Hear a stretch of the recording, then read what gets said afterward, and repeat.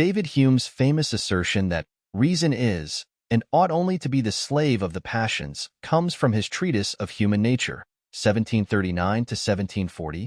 He argued that reason is subordinate to emotions or passions and cannot motivate action on its own. Instead, reason serves to guide and inform our passions by helping us identify means to achieve our desired ends. Hume's argument. 1. Passions as primary motivators. Hume believed that human behavior is primarily driven by passions, emotions, and desires, not by reason.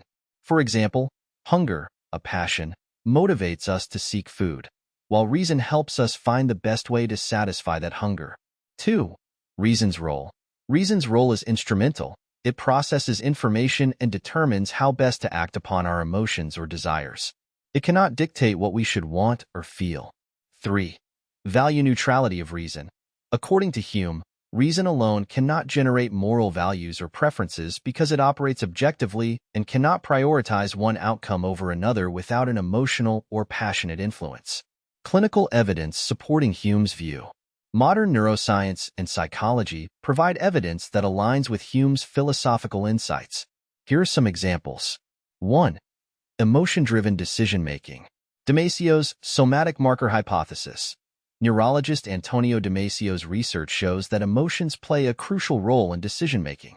Patients with damage to the ventromedial prefrontal cortex, involved in processing emotions, struggle to make decisions, even when their reasoning abilities remain intact. This suggests that emotion, passion, is essential to guide action, while reason supports the process. 2. Cognitive behavioral evidence.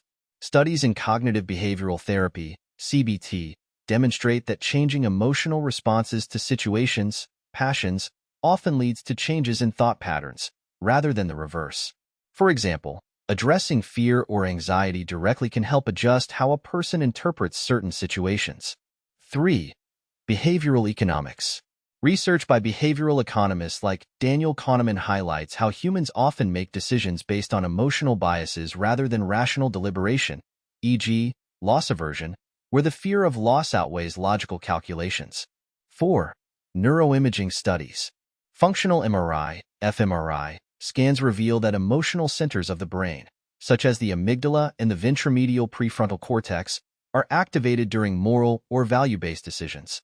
The reasoning parts of the brain, e.g., the dorsolateral prefrontal cortex, act later or in conjunction with these emotional signals. Conclusion. Clinical evidence supports Hume's claim that reason serves as a tool for passions rather than an independent motivator. Neuroscientific and psychological studies reveal the fundamental role of emotions in guiding human behavior and decision-making, with reason acting as a secondary aid to achieve emotionally driven goals.